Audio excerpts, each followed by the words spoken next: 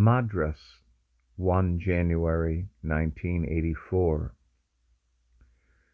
We ought to talk over fear together because that is part of our life, probably the major part of our life.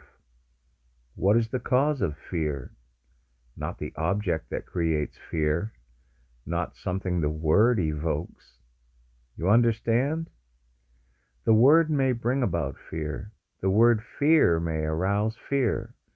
But when you have no word, but only observe the reaction that you call fear, what is the root of it?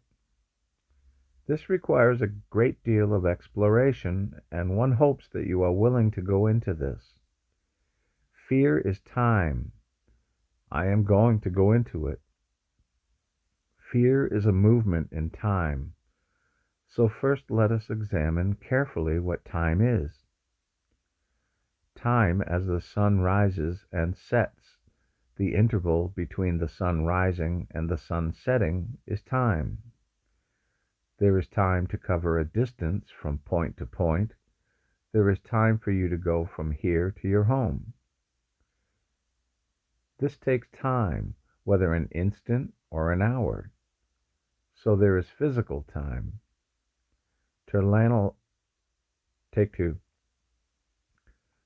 To learn a language, to learn to drive a car, takes time. If you want to be a pilot, it takes months, and so on. So there is physical time, and also there is psychological time. I will be, I will become. I am a clerk, but I will become the manager one day. I am ignorant, but one day I will be enlightened. That is, I am this. I will be that. That is psychological time.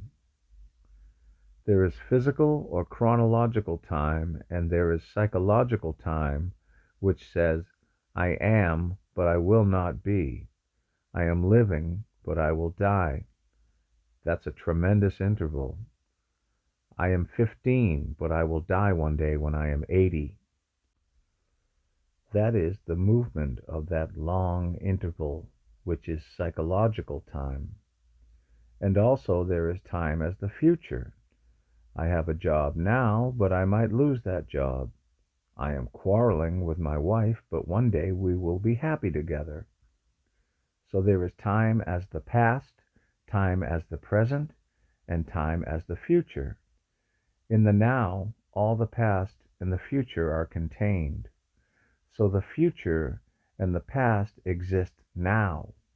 I am the result of all the past, modifying itself in the present, and the future is in the present. Unless I radically bring about, or rather, unless there is a mutation in my brain cells, I will be what I am now. So the present is the past and the future contained now. That is time. What relationship has time to fear? Most human beings are frightened, have innumerable forms of fear. Fear of darkness, fear of dying, fear of living, fear that you might lose what you have, fear of your wife or your husband. There is fear of what you possess, fear of growing old and dying. So human beings throughout the world have tremendous anxiety, which is part of fear. Anxiety about not fulfilling, anxiety about not being yourself, anxiety about what other people might do to you, and so on. All that is a form of fear. So what is the relationship between fear and time? And shall we trim the branches of fear, take one branch after another, or shall we deal with the root of fear? Have you understood my question? I may be frightened of my wife, or I may be frightened of darkness, and I want that particular problem solved. But also I have other problems of fear. It is not only one that I have. There is fear that my brain will degenerate, fear that God won't give me what I want unless I go to a particular temple. So what is the relationship between fear and time? And also, What is the relationship of fear with thought? I'm afraid of so many things, but I want to understand the root of fear, because if I can understand, see the quality, the nature, the structure of fear, then it is finished. But if I merely trimmed the branches, then fear will continue. So our concern is not how to be rid of fear, that's one of our fallacies. But if we can delve deeply into the nature of fear, then we shall be able to be free of it entirely. And if you investigate it, question, ask yourself, then you might be utterly free of fear. And then there will be no gods.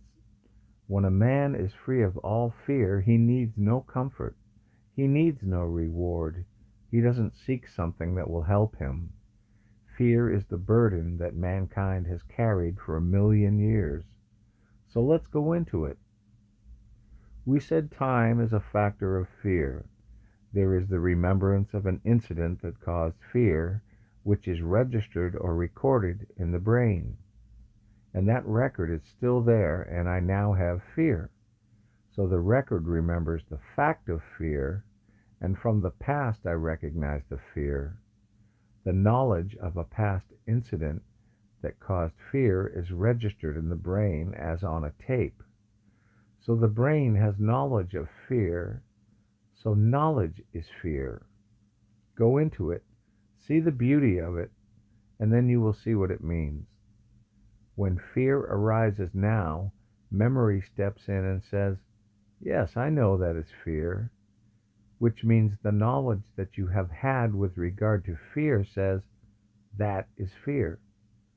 So knowledge itself becomes fear, and the word fear may also contribute to fear.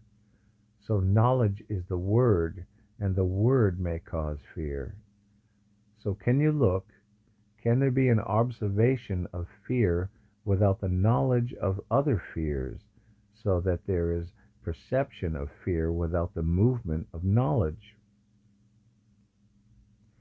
So fear is the movement of knowledge as the past, and that knowledge is time. So fear is also part of thought. I might die tomorrow. I might lose my job. I am this, but I will become that. It's all the movement of thought. The tomorrow is time, and thought says, I might lose my job. Thought and time are movements of knowledge. Take two. Thought and time are movements of knowledge. So can the brain not record? You flatter me, the brain immediately records it. Or you insult me, the brain again records. It is a machine that is recording all the time, and that becomes our knowledge. And from that knowledge we act. Now if you flatter me, but the brain does not record, I don't say you are a great friend of mine, nor if you insult me is that recorded. Then knowledge, which might create fear, is not necessary. But I must have knowledge to write a letter, to do business. If I am an accountant, I must have knowledge. But is it possible not to record psychologically? You understand? Find out whether this is possible, which means the brain has seen the fact of it and therefore is unconditioning itself. So fear is a movement of time and thought, and that very knowledge prevents us from seeing something new, fresh. Whereas if you can look at fear as it arises for the first time, then it is something entirely different. It's a reaction, a physical and psychological reaction.